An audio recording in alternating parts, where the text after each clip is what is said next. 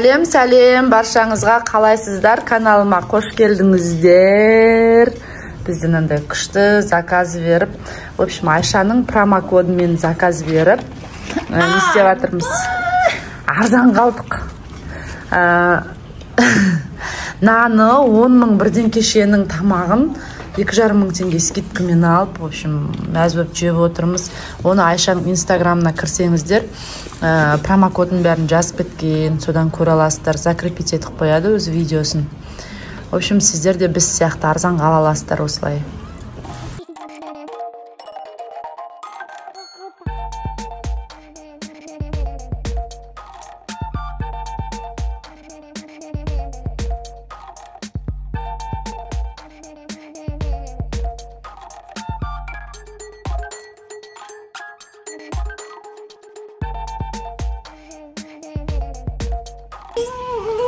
Арзымайтыр.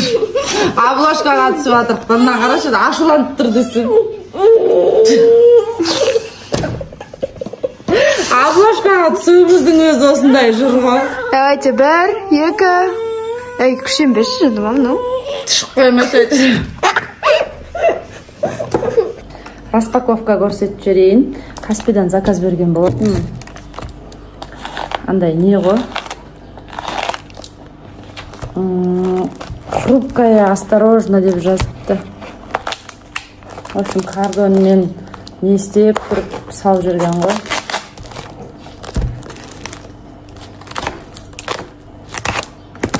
Қазір енді душыма түсіп алам да.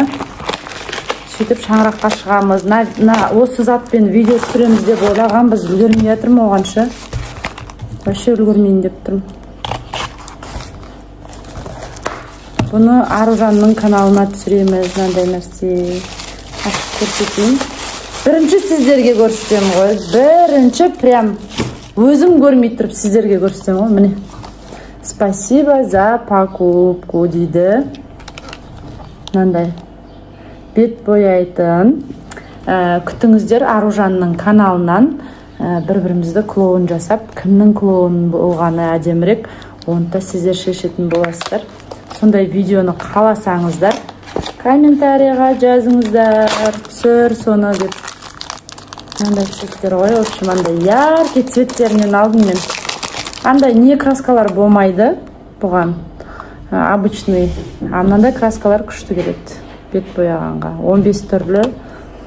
В общем, клоун ба, в общем, шешеміз оны. Сіздер комментарийға жазыңыздар, может, Hello Kitty қып қоямыз ба, или клоун ба, или, ну не знаю, өздеріңізге ненің гримін жасаған ұнайды, соны жазыңыздар. В общем, соны жасаймыз.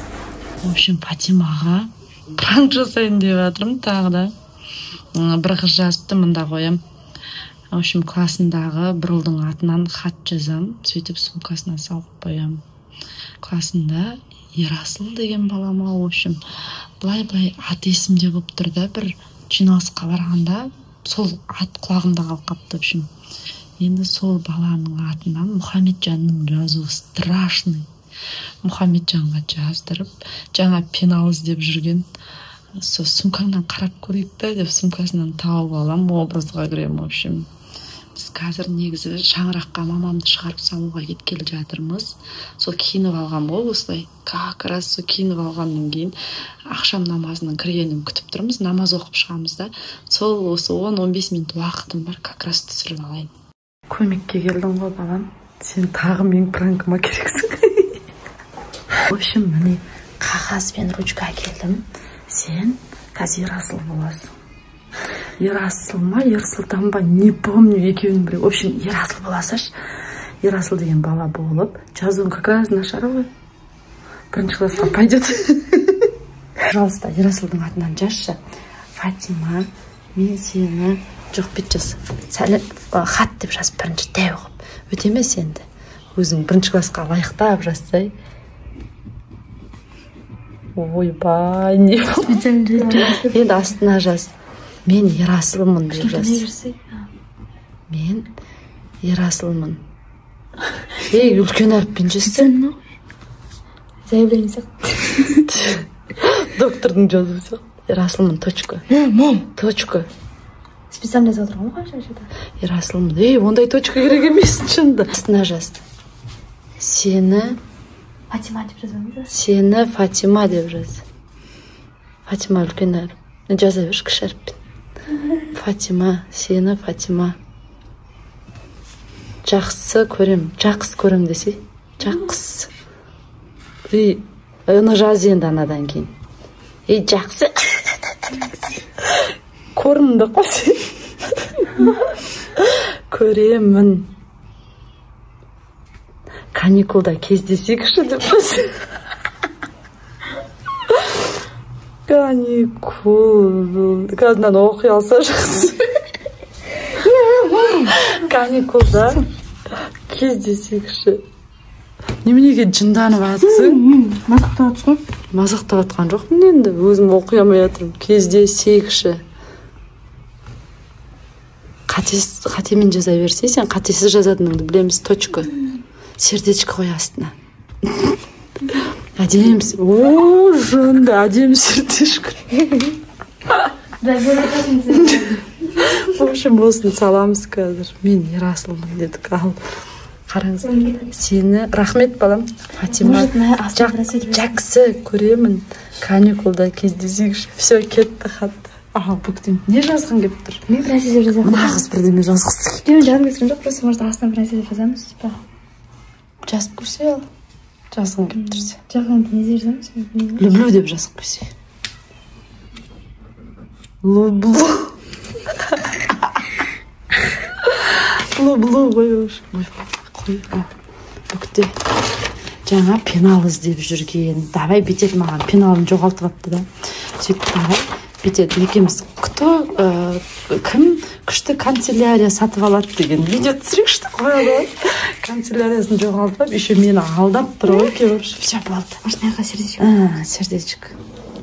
Мұнша емес құсай андағыңа жоғанда, типа мамасы айтты. В общем, все. Сумкасына кеттім, мен алайынды. Сен ана дүниетаным кітапты өткізіп жүрсің ғой. Точно ма? Апай, міне мына сумкаңды қарайық па бергел. Сумкаң, мен анаяқта кітап жоқ, білем бергел. Так, мынау қандай дәптер? Ана тілі. Мынау? Дүниетаным. Анда басшы дауысын құрағым алып тұрыпты. Ана апайым айтқанды істеп жібейік. Мынау ашылмай ма мен? Личный дневнигімді өткізіп жүрейін бә? А это что?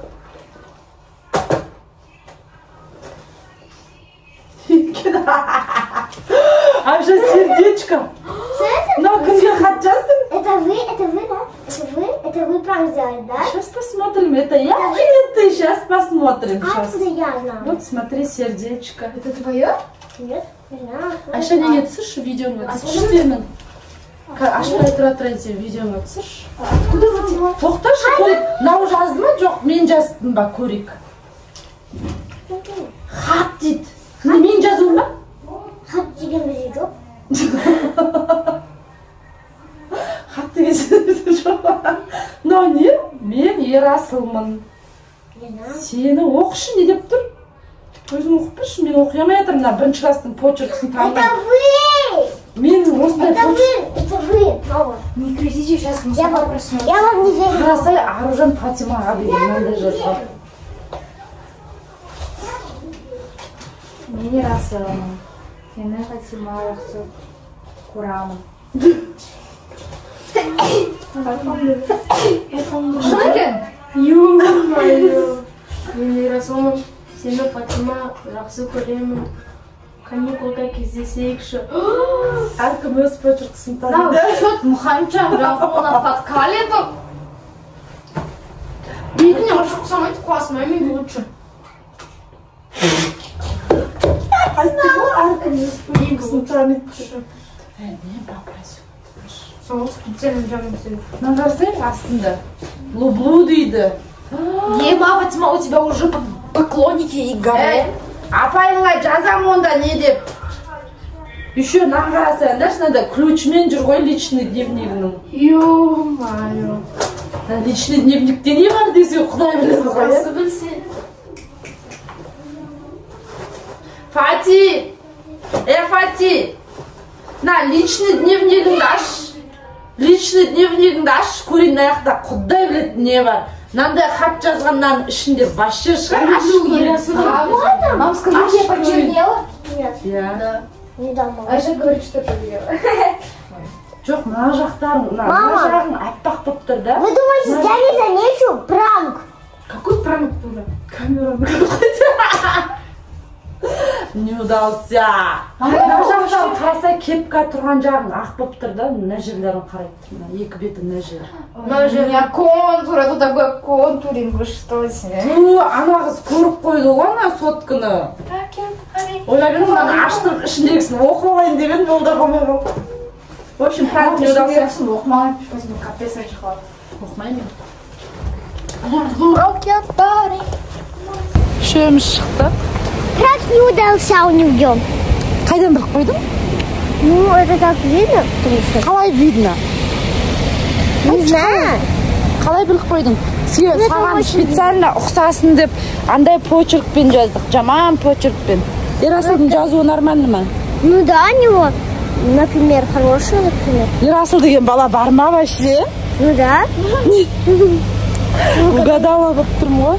В общем, почеркінен біліп қойдың да? Я. Сосын тағы неден білдің? Потому что у вас поляку найдешь ты. Енді бірінші класстық сондай болады, полякун, малякун болады, калякун болады. Нет, у нас у всех хорошие. Анау вообще-то 5-ші класстың жазу. Енді ол специально жаман қылып жазды. Негізі жазу өте ондай емес, нормально жазу. Сол, в общем, шаңыраққа шықты. Он такое кривое сердечко, можно было и красивее. Сол сердечкісі ұнамаған болып тұр ғой бұл кісіге. Ерасылдың сердечкісі әдемі ма не? Енді. Если мне не нравится ничего.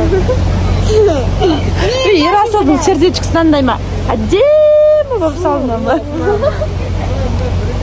В общем, сол сөйлетейін десем болмай қалды, сөйлемей қойды. Қараңыздар, Айша қазір көрсетемін дейді. Бұл негізі адамдарға да естіледі.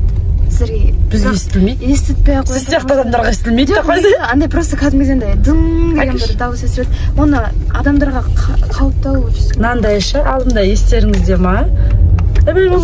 И кошек. Иттерді қорқытатын неден алып еді ғой? Темудан. В общем, шынымен қорқытады екен дейді. Бірақ деген бір ит болды, который естімейді вроде құлағы. Соларға не работает, конечно. Керең иттерге естімейді. Неге звукқа? Иә. В общем, еститін құлағы еститін иттерге арналған екен. Кәдімгідей всегда ұрып жүретін иттер бар да. Соларға ісі көрген сразу қашты екен. Қашты ма? Анда иттің боқтаған сөз шығар яна яқташы. Алым подарок. Мә, Фати, сен де итсің ба не қорқытыптың ғой жаман. Мә, итке кішкене жақын даусың ау соған. Қорқытыптың ғой жаман. Мынандай ғой, в общем. Бұл анандай ғой, жалғыз иттерге, мысықтарға емес. В общем, ит мінезді адамдарға да арналған ғой. Итке жақын деп атқаным жаңағы. Сол ит мінезді адамдардың нелеріне де кішкене сай келеді екен. Бір кісі, келді. Өйткені кішкене қорқытты. Қорыққанына қарағанда бұл кісіде де сондай бір не бар, в общем.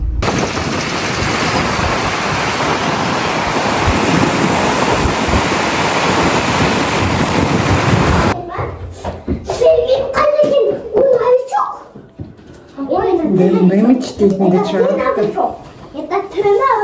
Димаш деген дым-дым içtiğimin. Yıklanız yodru ben. Құран оққан күтіп отыр, қарнымыз ашып отыр. Қотай болсаң тиінді. Вот Хикмет Трейвел чемодан беріпті, в общем. Сонымен чемодан дайындап жатырмыз мамамның. 11 mi? 11-12 килограмм, в общем. 20 килограммға рұқсат, все, спокойно. Қолыңыздағы 3 килограмм. Ура! Жа 52 килограмм, мен 1 килограмм тамақ жегенмін ғой, Обмен. Трейд бізде. Екеуі ойнап отыр. Ой. Баламды сағынып әрең жеттім. Сөйтсем Аружан, Мұхамеджан, Мұстафа үшеу күшті үйде отырыпты. Билепті, өлең айтыпты. шешіндіріп тастаған ғой балам. Ой, жаным, машалла деп қойыңыздар. Ағасы ойнатып отыр інісін.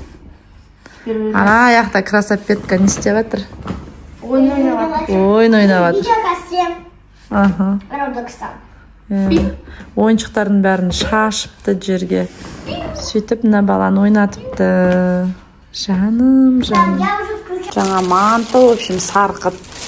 Бауырсақ и самса, в общем, анау-мынау берген екен. Балалар уже жеп қойған үстіға.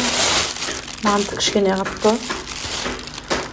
Сол еще бір пакетінен мамам кимейтін көліктерін берді. В общем, күшті көліктері бар екен. Құры тұр, молодежный деп кимейді екен. Сонымен алып кеттім, өзім киемдеп. Қараңдар, екеуі рахаттанып жатыр ғой балконда. Зико қайда? Не знаю, сейчас подошла. Не істеп жатсың екеуің? Қолыңдағын көрсетші. Ойбай, не нәрсені-ау, құдай-ау. Не істеуге арналған бұл, соны айтшы маған. Потыкаю на вашу камеру. Идите сюда, я сказала. Өйтпей көрсетсе бізге. Вот это вот такая. В общем, указка, да? Короче, тыкалка. Айпатын сындырасың. Она играет тум-тум-тум сахур. Ондай нәрсені айтпаңдар вообще. Оказывается, жаман деп жатыр ғой.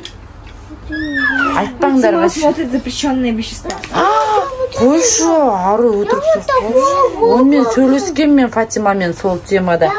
Ата-аналар балаларыңызбен, в общем, сөйлесіп қойыңыздар. Қазір тун бірдеме деген жаман нәрсе шығыпты, сондай нәрсені көрмесін, в общем. Капучино бірдеме деген. Біз Фатиманы өгіні бір неде сөйтіп, соны айтып, сонымен обсуждать етіп, екінші айтпайтын болған, е қызым? Осымен мен блогымды аяқтайын. Мына жерде бізде балкон деген бардак, міне мына кісінің жасаған бардагы. Бәрін бардак қылған осы кісі. Мен сіздермен осымен қоштасайын блогымда. Сау болыңыздар.